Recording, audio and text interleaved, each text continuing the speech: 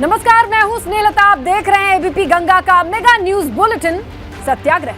नमस्कार, स्वागत है आपका। आपके साथ हूं मैं दीपा। फिलहाल सत्याग्रह में आपको यूपी की हर राजनीतिक हलचल और बड़ी खबर दिखाएंगे। श्रावस्ती में राप्ती नदी का रौद्र अवतार लोगों को डरा रहा है। भारी बारिश की वजह से राप्ती नदी में जलस्तर लगातार बढ़ रहा है। बिल्कुल, और दर्जनों गांव ऐसे हैं जो बाढ़ में डूब चुके हैं। हालात ऐसे हैं कि लोग पलायन को मजबूर हैं।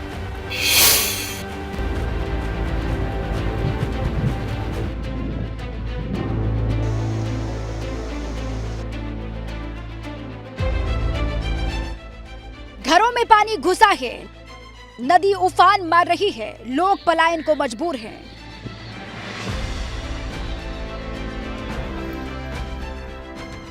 तस्वीरें श्रावस्ती में राप्ती नदी के रौद्र अवतार की हैं, जिसके आगे लोग बेबस हैं। भारी बारिश की वजह से सैलाब आया है, जिसमें इंसान, घर, जंगल समाधि ले रहे हैं।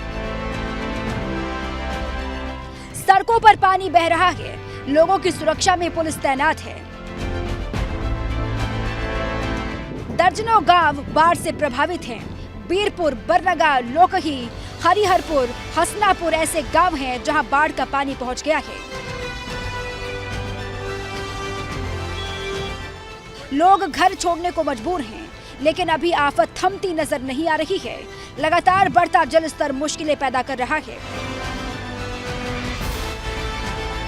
आशंका है कि राप्ती अभी उफान मारेगी और बाढ़ कई इलाकों को प्रभावित करेगी। जिला मुख्यालय भिंगा और तहसील मुख्यालय जमुनहा के रास्ते पर पानी तेजी से बह रहा है, जिसकी वजह से पुलिस ने बैरिकेडिंग कर रास्ता ब्लॉक कर दिया है।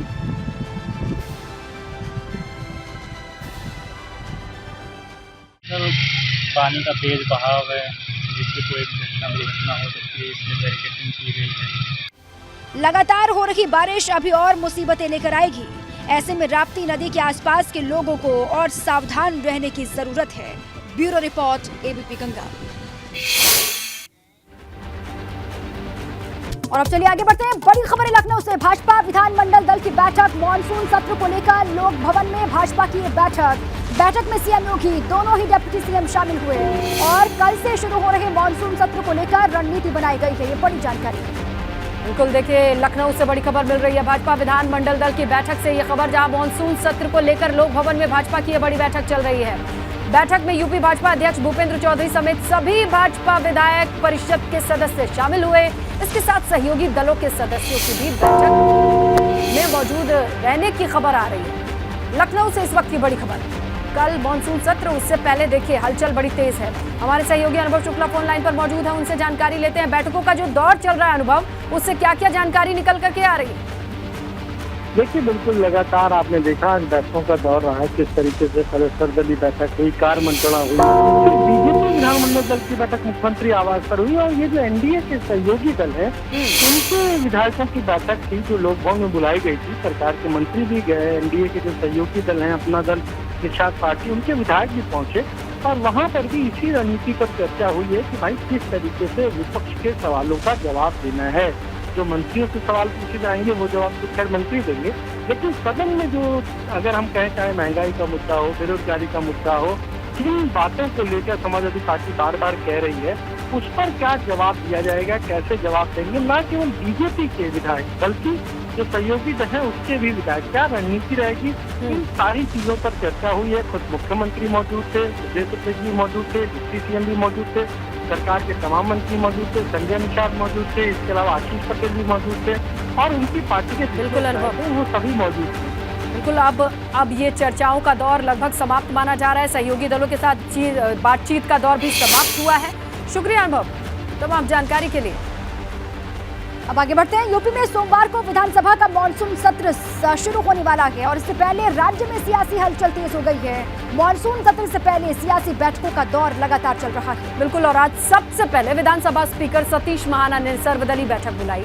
इसके बाद सपा ने विधानमंडल दल की बैठक कर सरकार को घेरने की रणनीति बनाई, तो भाजपा विधानमंडल की बैठक में जवाबी कार्रवाई पर चर्चा करती नजर आई।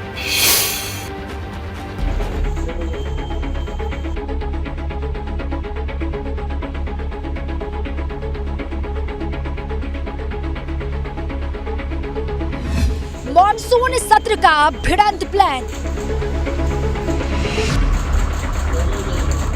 पक्ष और विपक्ष में महाभारत की तैयारी।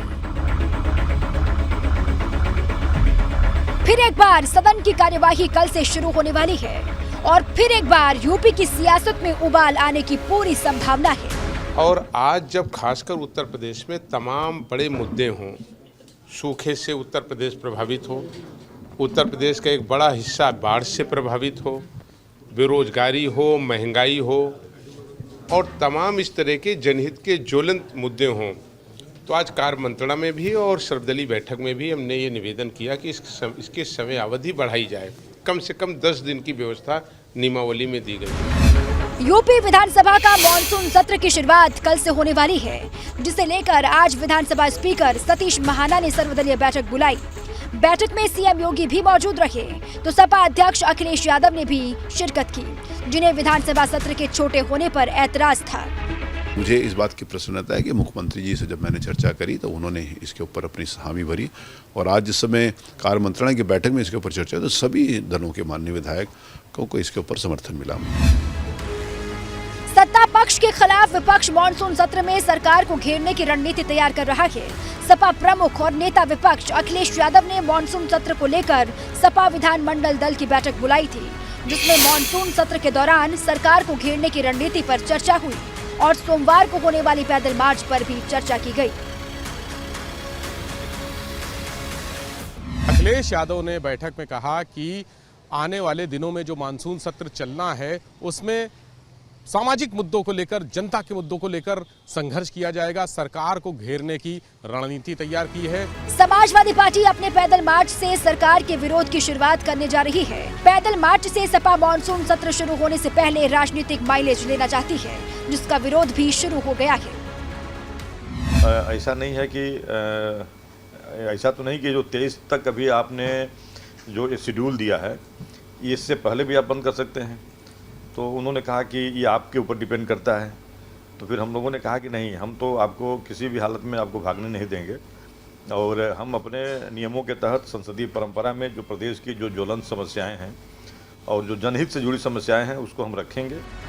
समाजवादी पार्टी की बैठक के बाद भाजपा विधानमंडल दल की भी बैठक हुई, जिसमें विपक्ष के हमले पर सदन के लिए जवाब और रणनीति पर चर्चा हुई। मैं समझता हूं कि आज सर्वदलीय बैठक में भी हमने सभी दलीय नेताओं से अपील भी की है कि वो लोग सदन को सुचारू रूप से चलवाने में सहयोग करें। उन्होंने सबने आश्वस्त भी किया है। दरअसल ये विपक्ष के ऊपर ज़्यादा निर्भर करता है कि सदन सुचारू रूप से, सत्ता पक्ष तो चाहता ही है चले। विधानसभा का सत्र 19 सितंबर से 23 सितंबर तक चलेगा, जिसमें विपक्ष कानून व्यवस्था समेत अन्य मुद्दों को लेकर सरकार पर हमलावर रहेगा। तो लखीमपुर खीरी, गोंडा समेत दूसरे जिलों में हुई घटनाओं को लेकर सरकार को घेरने की तैयारी है, जिसमें तीखी बहस और नोकझोंक की पूरी संभावना है। Bureau report, ABP Ganga. देखिए, भले ही 2024 आम चुनाव आने में 1.5 साल का वक्त बाकी हो, लेकिन इस वक्त देश में सियासत कई करवटें बदल सकती है। इसे देखते हुए ही लोकसभा चुनाव की चुनौती को लेकर के पक्ष विपक्ष अभी से अपने अपने हिसाब से सियासी पिच तैयार करने में जुटे हुए हैं। बिल्कुल, और भाजपा की सहयोगी पार्टी निषाद पार्टी के अध्यक्ष संजय निषाद ने भी 2024 के लिए मजबूती और कमजोरी को देखते हुए आम चुनाव का एजेंडा सेट करने की कोशिश शुरू कर दी। आपको वादा दिलाता हूं कि हमारे दूर का एक कदम आपके विकास के लिए, आपके भविष्य बनाने के लिए पूरा समर्पित है। 2022 में जीत के बाद अब 2024 की बारी है।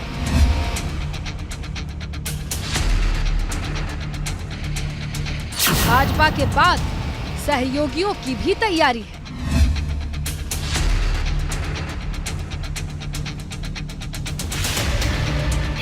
भारतीय जनता पार्टी ने लोकसभा चुनाव 2024 को लेकर मिशन मोड में काम करना शुरू कर दिया है।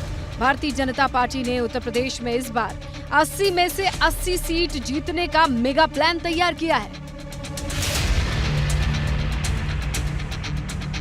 यूपी की चौथे नंबर की पार्टी बन गई वोट प्रतिशत पाने में निषाद पार्टी का राम रावण फॉर्मूला। जहाँ मेरा कदम पड़ जाता, जिस तरीके से भगवान राम का कदम पड़ता था निषाद राज का, रावण राज खत्म हो जाता, तो वैसे यहाँ भी रावण राज खत्म हो रहा। आप लोग देख रहे हैं, जो बचा कुचा भी खत्म हो जाएगा। दरअसल 2019 के लोकसभा चुनाव में भाजपा ने निषाद पार्टी के साथ गठबंधन कर प्रवीण निषाद को संत कबीर नगर से संसद भेजा। साथ ही भाजपा ने डॉक्टर संजय निषाद को विधान परिषद पहुंचाया।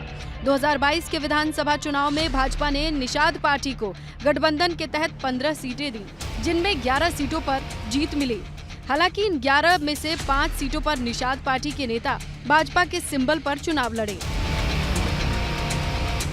उत्तर प्रदेश में निषाद पार्टी का निषादों के अलावा केवट, बिंद, मल्लाह, साहनी, कश्यप और गौंड जातियों में अच्छा खासा जनाधार है। ऐसे में भाजपा को यूपी में विरोधियों के हर किलेबंदी को ध्वस्त करने के लिए संजय निषाद के साथ की जरूरत होगी। Bureau report, ABP Ganga. बड़ी खबर है प्रयागराज से। इलाहाबाद सेंट्रल यूनिवर्सिटी के छात्रों पर केस दर्ज हुआ है। फीस बढ़ोतरी के खिलाफ प्रदर्शन करने वाले छात्रों पर एफआईआर दर्ज की गई है। 15 नामजद, करीब 100 अज्ञात छात्रों के खिलाफ मुकदमा दर्ज किया गया है। देखिए, यूनिवर्सिटी के चीफ प्रॉक्टर ने शिकायत दर्ज कराई है, जिसके बाद ये एफआईआर दर्ज होने की खबर आ रही है। छात्रों पर 12 सितंबर को कैंपस में जुलूस निकालने, तालाबंदी करने, कक्षाओं को डिस्टर्ब करने का आरोप है। हालांकि इस मामले में अभी तक किसी की गिरफ्तारी नहीं हुई है। पुलिस अफसरों का दावा है कि जांच के बाद ही आगे की कार्रवाई होगी। यूनिवर्सिटी में फीस बढ़ोतरी का विरोध लगातार चल रहा है। छात्र आंदोलनरत हैं। यूनिवर्सिटी में ज्यादातर कोर्सेज की फीस 400 गुना तक बढ़ा दी गई है।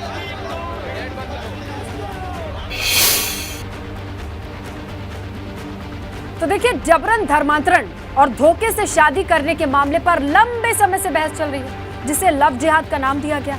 अब उत्तर प्रदेश में पहली बार ऐसा हुआ है कि लव जिहाद के मामले में दोषी पाए गए किसी शख्स को सजा भी सुनाई गई। योगी आदित्यनाथ की सरकार ने पिछले ही साल लव जिहाद पर नया कानून बनाया था और इसी कानून के तहत अमरोहा जिले की एक अदालत ने मोहम्मद अफजल से अरमान कोहली बने आरोपी को दोषी ठहराया है।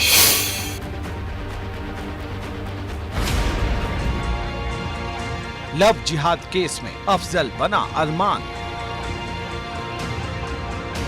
धर्मांतरण अधिनियम में पहली सजा का फरमान। अमरोहा में अपना धर्म छिपाकर हिंदू लड़की को प्रेम जाल में फंसाने और शादी के लिए धर्मांतरण का दबाव बनाने के दोषी मुस्लिम युवक को अदालत ने 5 साल की सजा सुनाई है। इस पर 40,000 रुपए का जुर्माना भी लगाया। न्यायालय ने दिनांक 16/9/21 को दोषी करार दिया और 17/9/21 को उसको जो है विभिन्न धाराएं लगी, उसमें जो है अधिकतम 5 साल की सजा और 40,000 रुपये जुर्माने किया। वारदात 2021 की है, जब नर्सरी कारोबारी के यहाँ आए शख्स ने खुद को अरमान कोहली बताया। उसने अपना धर्म छिपाया, कारोबारी की बेटी से दोस्ती की और शादी के बहाने अगवा कर दिल्ली ले गया। जो आरोपी अफजल है, उसने अपना नाम नाबालिग युवती से अरमान कोहली बताया था और वो संभल ज़िले का रहने वाला बताया जा रहा है। जो एक नर्सरी पर युवती बैठी थी, उससे पेड़ खरीदने के लिए अपने मालिक के साथ आया था और उसने वहीं से युवती को अपने प्रेम जाल में फांस लिया था। उसके बाद जो है युवती को आरोपी दिल्ली ले गया था। जब परिवार वालों को इसका पता चला तो उन्होंने इस पूरे घटनाक्रम की सूचना अमरोहा पुलिस को दी। अमरोहा पुलिस ने इस पूरे मामले में आरोपी को गिरफ्तार किया था। जब पूछताछ की गई तो पता चला कि अरमान कोहली का नाम ही अफजल है, जिसने युवती को हिंदू धर्म बताकर जो है उसे अपने प्रेम जाल में फंसाया था। धर्मांतरण अधिनियम 2020 बनने के बाद प्रदेश में कई मुकदमे दर्ज हुए, लेकिन ये राज्य का पहला मामला है जिसमें दोषी को सजा हुई है। मार्च 2021 में हुई वारदात के 17 महीने बाद दोषी को कोर्ट ने सजा सुना दी। इस दौरान अदालत में 62 दिन सुनवाई चली। Bureau report, ABP Ganga.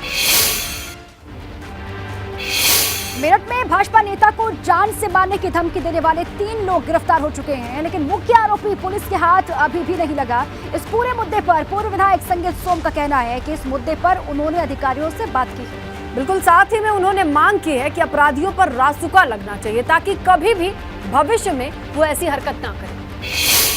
हमारे साथ संगीत सोम है। भाई, मेरठ की राजनीति आप करते हैं, अपराध मुक्त प्रदेश है, भारतीय जनता पार्टी के आप पूर्व विधायक हैं, नेता हैं पश्चिमी उत्तर प्रदेश के, और ऐसे में सुनील भराला जो आपकी पार्टी के हैं, उनको जान से मारने की धमकी दी जा रही है इसी प्रदेश में। देखिए, मेरी भी जानकारी में है, उसमें पकड़े भी गए हैं, 3 पकड़े गए हैं और उनमें कोई मारूफ नाम का व्यक्ति है जिसका बताया है। मैं अधिकारियों से इसमें बात भी किया हूं और ऊपर भी बात करूंगा कि जो मारूफ नाम का व्यक्ति है उसे पकड़ा जाए और उसके पकड़ के उसके खिलाफ ऐसी कार्रवाई की जाए, उस पर रासुका लगे, गैंगस्टर लगे कि जिससे जिंदगी में वो इस तरीके की कोई हरकत ना कर पाया। जनप्रतिनिधि हैं सुनील भराला, भारतीय जनता पार्टी के जनप्रतिनिधि हैं, भारतीय जनता पार्टी के नेता हैं, और अगर उन्हें धमकी दी गई है तो इस पर सख्त से सख्त कार्रवाई होगी, आप निश्चित रहिए। आपको भरोसा है? 100% इस पर कार्रवाई होगी। ये कौन मारूफ है, कहीं तक भाग ले, जमीन के नीचे भी घुस जाएगा, वहां से भी निकाल कर लाया जाएगा। भारतीय जनता पार्टी की सरकार है, योगी यहाँ के मुख्यमंत्री है, गुंडों को किसी कीमत पर नहीं बख्शा जा सकता। आप समझ लीजिएगा कि मारूफ का द एंड चलने वाला है।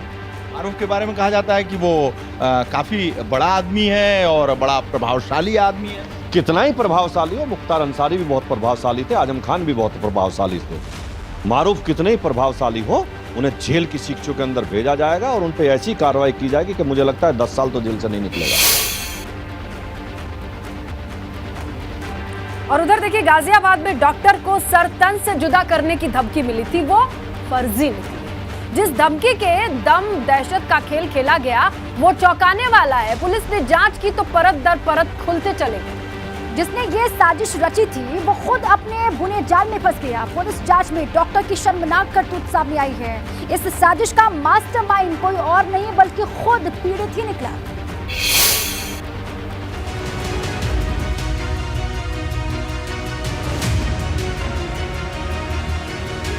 एक फोन, धमकी और दहशत। गाजियाबाद में सर तन से जुदा करने की धमकी की दहशत का खेल हुआ। डॉक्टर ने आरोप लगाया कि अमेरिका के नंबर से धमकी भरा कॉल आया है। कहानी अच्छी थी लेकिन किरदार ही कमजोर निकला। पुलिस की जांच शुरू हुई तो खुलासा हुआ कि धमकी की साजिश का जाल बुनने वाला ही गुनाहगार है। हम लोग को ये पूरा मामला संदिग्ध लग रहा था और अब ये प्रूव हो गया है कि डॉक्टर ने अपनी लोकप्रियता पाने के लिए ये हरकत करी है। डॉक्टर के विरुद्ध झूठी सूचना पुलिस को देने के लिए, भ्रामक सूचना देने के लिए हम इस मैटर को एक्सपंज करके इसमें जो भी आवश्यक वैधानिक कार्रवाई हम तुरंत करें। ये शर्मनाक हरकत किसी और ने नहीं बल्कि खुद डॉक्टर ने की थी। डॉक्टर के मुताबिक अनजान नंबर से कॉल आई, सर तन से जुदा करने की धमकी मिली। पुलिस की जांच में जैसे जैसे मामले की परतें खुली, डॉक्टर अरविंद कुमार वत्स अकेला ही अपने जाल में फंसता चला गया। जिस नंबर से कॉल आई थी वो बिहार के रहने वाले अनीस कुमार महतो के नाम के शख्स की थी। इस शख्स को अस्थमा की बीमारी है। इसी बीमारी के सिलसिले में शख्स ने डॉक्टर से इंटरनेट कॉल के जरिए बात की। नहीं था, वैसे ही उन्होंने उनको भी चाहिए था ये नंबर, तो उन्होंने कहा कि दिखाओ, वैसे ही कॉलिंग में कोई प्रॉब्लम तो नहीं है इसमें बातचीत करने में। मैंने कहा तो एक काम करो, पहले आप यही नंबर ले लो। उससे मैंने फर्स्ट कॉल मैंने की थी उनको। अच्छा, डॉक्टर ने आपसे ये विदेशी नंबर की मांग की थी? हाँ, इस वजह से मैंने उनको वही सबसे पहले यही नंबर दिया था। उसके बाद उसी नंबर से ही बात हुई। डॉक्टर ने ये साजिश पब्लिसिटी स्टंट के लिए रची थी, लेकिन वो इस साजिश में खुद ही फंस गया। फिलहाल पुलिस ने डॉक्टर के खिलाफ केस दर्ज कर लिया है। एबीपी गंगा के लिए गाजियाबाद से शक्ति सिंह की रिपोर्ट। देखिए, उत्तर प्रदेश में मदरसा सर्वे को लेकर घमासान मचा है और अब इस पर विराम लगता नजर आ रहा है। देवबंद में मदरसा सम्मेलन हुआ, रणनीति बनी और अब ऐलान हुआ है कि मदरसा सर्वे का विरोध नहीं होगा। बिल्कुल, देवबंद के उलेमा मौलाना अरशद मदनी ने बड़ा बयान दिया है कि सरकार जो सर्वे करा रही है उसमें दिक्कत वाली कोई बात है ही नहीं। ऐसे में सवाल है कि क्या मदरसा विरोध के नाम पर जो संग्राम था वो खत्म हो जाएगा?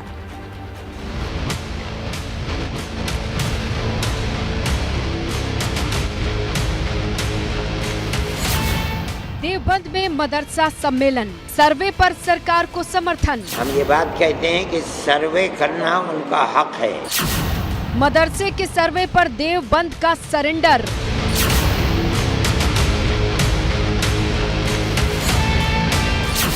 दारुल उलूम देवबंद का बड़ा ऐलान, क्या अब थमेगा घमासान?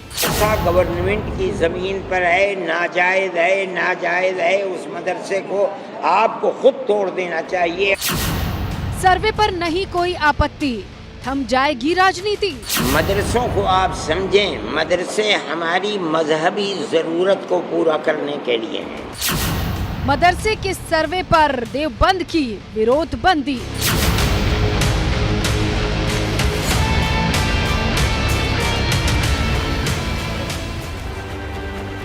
उत्तर प्रदेश में योगी सरकार ने जैसे ही मदरसों के सर्वे का ऐलान किया था, उसी वक्त सर्वे के नाम पर महाभारत शुरू हो गई थी। विरोध हुआ, राजनीति हुई, लेकिन अब देवबंद में मदरसे के विरोध का सरेंडर भी हो चुका है। बिल्कुल, इस बात को समझिए कि देवबंद में मदरसा सम्मेलन हुआ। प्रदेश के अलग अलग हिस्सों से आए मदरसों के संचालकों ने हिस्सा लिया। रणनीति बनी, ऐलान हुआ कि सरकार के मदरसे पे जो सर्वे चल रहा है उस पर कोई आपत्ति नहीं। सरकार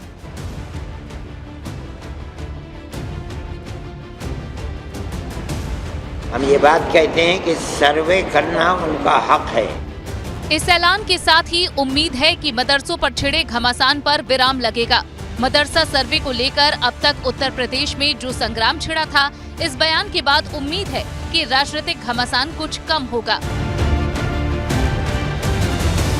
दारुल उलूम देवबंद की रशीद मस्जिद में आज अगर बात करें तो तमाम सारे मदरसा संचालकों के साथ बैठक हुई, जिसमें जमीयत उलेमा हिंद के प्रमुख मौलाना अरशद मदनी भी पहुंचे। अगर बात करें तो यहाँ पे देखिए जो तस्वीरें हैं वो रशीद मस्जिद की हैं, यहीं पर ये बैठक हुई। और यहाँ पे अगर बात करें तो बैठक के बाद ये तय किया गया है कि उत्तर प्रदेश सरकार जो मदरसों का सर्वे करवा रही है उसमें तमाम सारे मुकम्मल दस्तावेज, तमाम सारे जो मौलवी हैं, मदरसा संचालक हैं, वो रखें। और जो भी मदरसे में सर्वे के लिए अधिकारी आते हैं उनका बाकायदा मुकम्मल स्वागत करके उनको तमाम सारे दस्तावेज दिए जाएं। मदरसा सर्वे पर दारुल उलूम देवबंद की बड़ी बैठक हुई। बैठक में दारुल उलूम ने सरकार को समर्थन दिया। हम ये बात कहते हैं कि सर्वे करना उनका हक है। अगर कोई सर्वे के लिए आता है उसके साथ मुकम्मल ताउन करना चाहिए, मदद करनी चाहिए और उसका जवाब देना चाहिए। मदरसा सर्वे को लेकर तमाम राजनीतिक दल सवाल उठा रहे थे, लेकिन बैठक में दारुल उलूम ने साफ कर दिया कि जो मदरसे सरकार की जमीन पर बने हैं वो गैर कानूनी हैं। ऐसे मदरसों को तोड़ दिया जाना चाहिए। अगर मदरसे की जमीन आपकी नहीं है, अगर आपने मदरसा पहाड़ी ज़मीन के ऊपर जो गवर्नमेंट की ज़मीन है, आपने जंगल की ज़मीन के ऊपर मदरसा बना लिया है, ग्राम पंचायत की ज़मीन पर मदरसा आपने बना लिया है, तो वो मदरसा गवर्नमेंट की ज़मीन पर है, नाजायज़ है, नाजायज़ है। उस मदरसे को आपको खुद तोड़ देना चाहिए। अगर गवर्नमेंट तोड़ती है उसका हक है। इसीलिए हमने आज कहा है मदरसा अपनी ज़मीन पर बनाइए, चाहे आप खरीदिए ज़मीन को। मदरसा सम्मेलन में ये साफ किया गया कि मदरसों में कोई गैर कानूनी गतिविधि नहीं होती, बल्कि इस्लाम के लिए जिस तरह से मस्जिद जरूरी है उसी तरह से मदरसे भी जरूरी हैं। मदरसों को आप समझें, मदरसे हमारी मजहबी ज़रूरत को पूरा करने के लिए हैं। जिस तरह हमें इंजीनियर की ज़रूरत है, एडवोकेट की ज़रूरत है, डॉक्टर की ज़रूरत है, इसी तरह हमारी लाखों मस्जिदों के लिए हमें इमाम की ज़रूरत है। मदरसा सर्वे के विरोध पर देवबंद का रुख साफ होते ही मदरसा राजनीति को बड़ा झटका लगा है। उत्तर प्रदेश में 10 सितंबर से मदरसों का सर्वे चल रहा है और तभी से मदरसे राजनीति केंद्र के बिंदु में हैं। ऐसे में उम्मीद है कि अब मदरसों के नाम पर हो रही राजनीति कुछ हद तक कम होगी। जाहिर तौर से बात है कि उत्तर प्रदेश सरकार पूरे उत्तर प्रदेश के अंदर निजी मदरसों का सर्वे करवा रही है और ऐसे में निजी मदरसों के सर्वे का पहले जहां विरोध हो रहा था, वहीं अब जमीयत उलेमा हिंद हो या दारुल उलूम देवबंद हो, दोनों ने ही स्वागत कर दिया इस फैसले का और तमाम तरह मदरसा संचालकों को यह कह दिया है कि अपना दस्तावेज दुरुस्त रखें। उत्तर प्रदेश सरकार के जो भी अधिकारी आते हैं उन्हें वो दस्तावेज मुहैया कराते हुए उनकी मदद करें। कैमरा सुनील कुमार के साथ अविनाश तिवारी, एबीपी गंगा, देवबंद। तो देखिए, शिक्षा के आधुनिकीकरण के लिए मदरसों का सर्वे कराने का दावा सरकार कर रही है। मदरसों में किस तरीके की तालीम दी जाती है, इनकम का सोर्स क्या है, ये सारी जानकारी जुटाई जा रही है। और जिन जिन पॉइंट पर डेटा इकट्ठा किया जा रहा है उन पर कुछ मदरसे आपत्ति जता रहे थे, लेकिन मदरसा सम्मेलन में अब सब साफ हो गया है कि अब तक जिस तरह की जानकारी भी सर्वे के जरिए जुटाई गई है उसमें कुछ भी गलत या आपत्तिजनक नहीं है।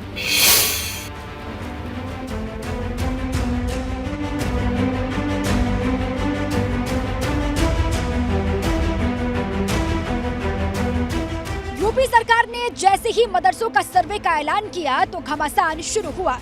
गैर मान्यता प्राप्त मदरसों की जानकारी जुटाने के लिए टीमें तैयार की गईं। कुछ अहम बिंदुओं पर फोकस किया गया और इन्हीं बिंदुओं पर संग्राम भी शुरू हुआ। 10 सितंबर से चल रहे मदरसा सर्वे को लेकर कई तस्वीरें सामने आईं। जैसे ही सर्वे टीमों ने मदरसों में दस्तक दी, राजनीतिक भूचाल आ गया। सबसे पहले आपको बताते हैं कि किन अहम बिंदुओं पर फोकस करते हुए मदरसों के बारे में जानकारी जुटाई जा रही है। मदरसा सर्वे में पूछे जाने वाले सवाल। पहला सवाल, मदरसे का पूरा नाम। दूसरा सवाल, संचालन कौन सी संस्था करती है। तीसरा सवाल, मदरसा कब बना था। चौथा सवाल, मदरसा निजी संपत्ति पर चल रहा है या फिर किराए पर ली गई जगह पर। पांचवा सवाल, बच्चों को मूलभूत सुविधाएं मिल रही हैं या नहीं। छठा सवाल, बच्चों की संख्या कितनी है। सातवां सवाल, शिक्षकों की संख्या कितनी है। आठवां सवाल, किस तरह का पाठ्यक्रम रखा गया है। नौवां सवाल, आय का स्रोत क्या है। 10वां सवाल, मदरसे के अलावा बच्चे किसी और स्कूल में भी पढ़ाई करते हैं। 11वां सवाल, मदरसे का संबंध किसी एनजीओ या फिर किसी अन्य संस्था से है। ये वो सवाल हैं जो सर्वे के दौरान पूछे जा रहे हैं। इनमें से कुछ सवाल पर आपत्ति जाहिर की जा रही थी, लेकिन अब देवबंद में हुए मदरसा सम्मेलन में ये साफ हो गया है कि अब तक सरकार ने जो सर्वे करवाया है उसमें किसी भी तरह की गलत तस्वीर सामने नहीं आई है। अब तक जितने हमारे इल्म में हैं जो सर्वे करने के लिए आए हैं उनका किरदार सही रहा है। किसी जगह से कोई गड़बड़ी की खबर नहीं है हमारे पास, इसलिए हम तो उनका स्वागत करते हैं। उन्हें करने में कोई हर्ज नहीं है। सभी मदरसा संचालकों को ये आदेश दे दिए गए हैं कि अपने मदरसों का हिसाब किताब साफ रखें और सर्वे में सहयोग करें। आपको बता दें कि सरकार ने 15 अक्टूबर तक सर्वे का काम पूरा करने के आदेश दिए हैं। 25 अक्टूबर तक सर्वे की रिपोर्ट सरकार को सौंपी जानी है। Bureau report, ABP Ganga.